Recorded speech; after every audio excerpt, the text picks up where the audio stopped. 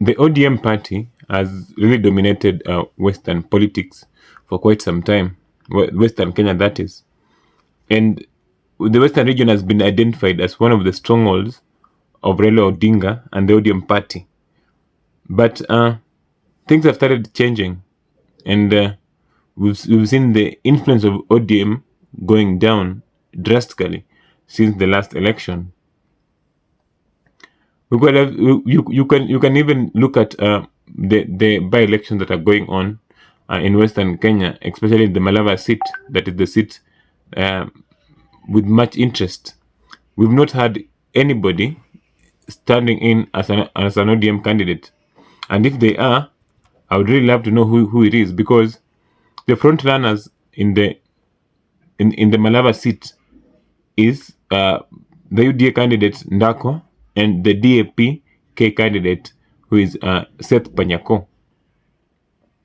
We are not been hearing of any ODM candidate who is going for those seats in Western Kenya.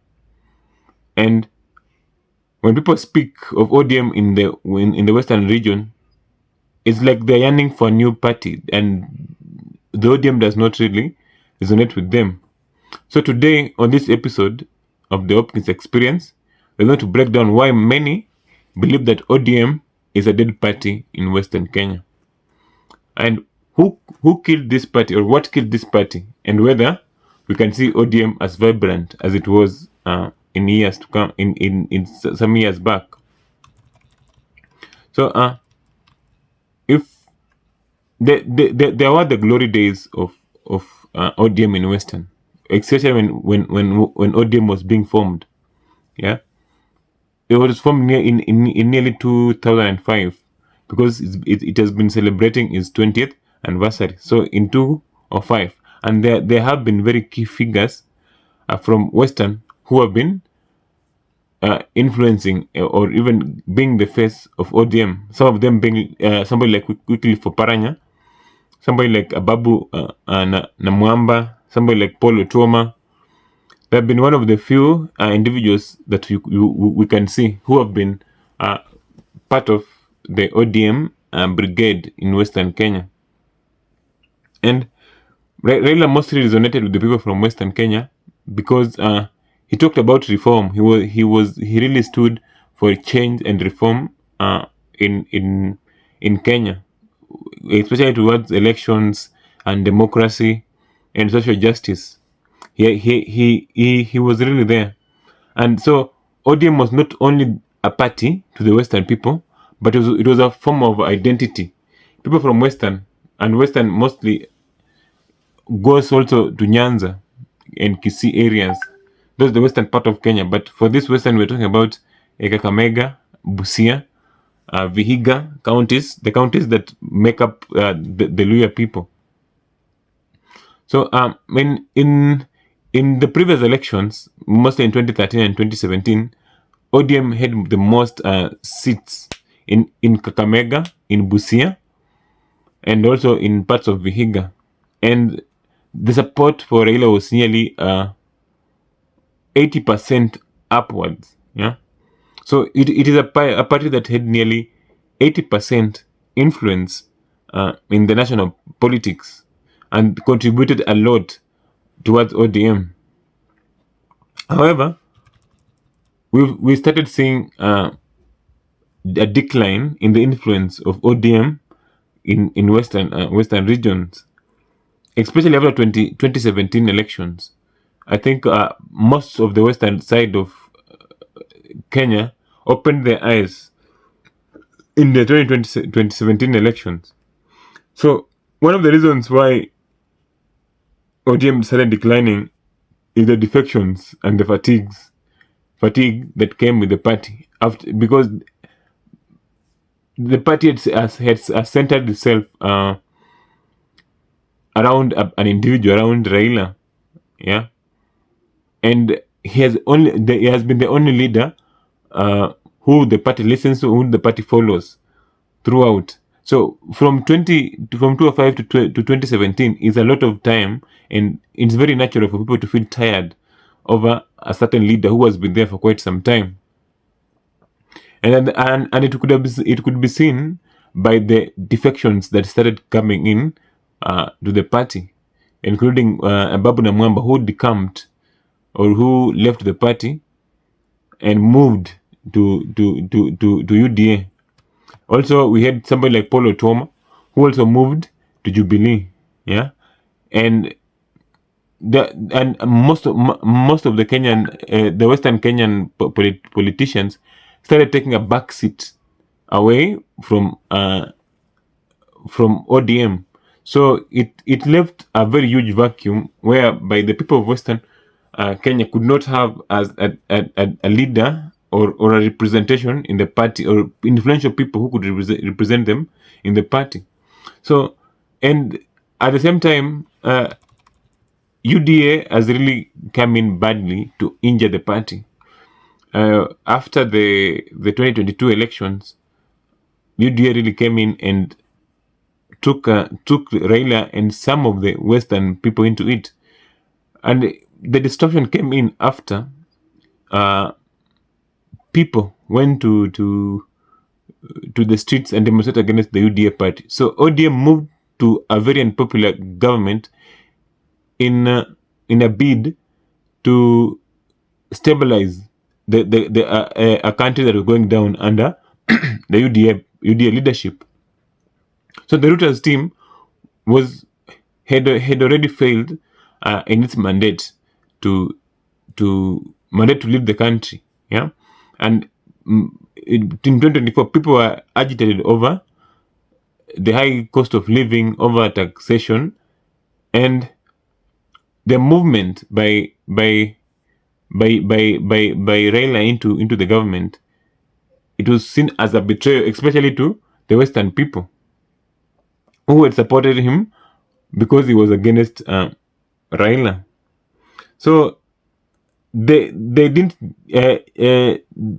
really make a very good consultation, and the influence of ODM is not only affecting the Western region, it's going widely in other areas that was previously seen as the stronghold for the party. People and even as Sifuna himself said, Sifuna, Secretary General of the party, said that people are no longer scrambling for the ODM party because there's a very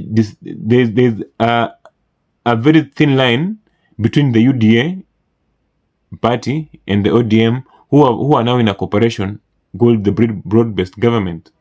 So that arrangement has really taken away the influence or the credibility that the party had in Western Kenya.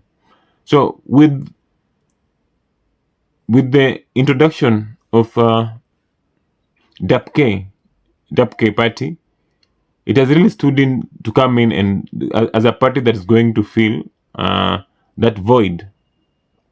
And even if you look at it, when ODM moved into the broad-based government, it was instantly demoted into a local party. It is now becoming a party for the Nyanza people and the Luo people only. So most of the people, even from the coast where the party enjoyed a lot of support, going all the way to Kajiado, going all the way to, those are the areas that ODM started losing its influence. And the more Raila supports Ruto in his government and in his agenda, the more the party goes down, because these new parties are coming in to step in for in that vacuum that is being left, leadership vacuum that is being left by ODM and its leadership. And if you can see, even the compilation of the party, most of the party, the meetings that are being held, they are being held in Jaluo. In the Luo, if you can see, Wanga speaks in the Luo and in Nyanza area. They have refused to take the party a step further. Yeah, and even if you can see the structure of ODM and why people say it's a dead party, it's it's because the ground in Western Kenya is no longer alive to that spirit. It's no longer alive to that spirit of ODM. Yeah. Even if you look at the local offices, they are very inactive. If you look at the party loyalty, people are shifting easily every time. Even there was some of the officials from Western who are decamping to DAPK, yeah? And DAPK is coming in stronger. And also Western also being a very populous region, there are so many young people, and these young people, mostly the Gen Zs, are not really connected to the party, and they're not connected to ODM. It's a generation that is willing to find new parties, willing to find new ways uh, of political engagement away from the ODM party. Yeah. So the messaging by ODM does not really resonate with the people. Even the long term supporters of Raila are now going away. We have seen even in ODM camp, they are moving away and looking for a new parties, and it's also another opportunity for these parties, new parties like the likes of Safina, the likes of UGM.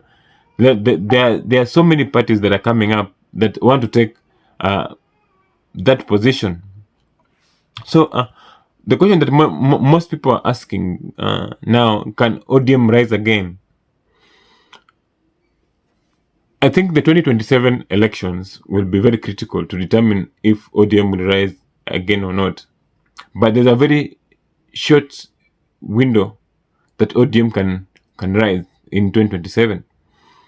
If ODM continues backing Ruto now and is government, then the chances of ODM surviving and rising up again are very low. The longer the party stays in the broad-based government, the worse it becomes for them to rise up. It will be difficult for them to rise up because the UDA party and the Kenya Kwanza arrangement under President Ruto is one that is not being trusted by Kenyans.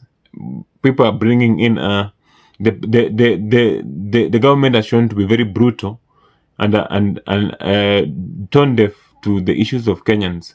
So it is difficult for the party to survive if that's the image of UDA to Kenyans. However, there are things that ODM can do to regain its might and its strength in Western Kenya. It has to start with rebuilding its local structures. For so long, ODM has assumed the grassroots level, and it has come to bite them. Looking at how the 2022 election was run without agents and local local structures to help them in in elections. So they have to build its offices down there and get in touch with people and explain to people why ODM needs to exist. At the same time, ODM has been suffering because of its aging leaders. So it needs to sit down and try to empower new and young leaders who can come in with real decision-making power to influence the party in years to come.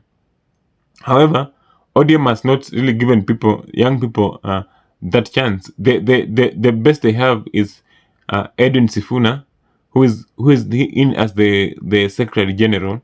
However, he's not being given that chance or that time to serve as he wishes to. He's being policed every time. So you can see he has been going against the party in so many ways, which shows there's no much support for him to go with the party, to lead the party. He is there at the SG, but doesn't have the influence of the party because they're at loggerheads. Wherever the party leader is going and whatever the SG is saying becomes two different things, and it might end up losing one of its a vibrant asset, who is Sifuna, because of lack of support to the young people. And it's important for the party to try to speak to the current struggles that Kenyans are going through. The party has really reduced itself into a microphone, or a mouthpiece for the government. It has become very mum and shuts its mouth and its voice when it comes to issues with unemployment, issues to do with healthcare and corruption.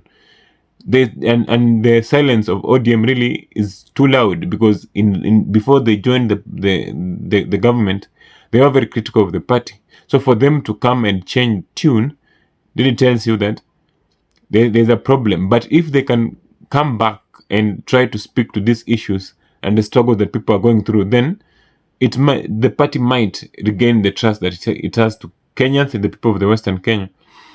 And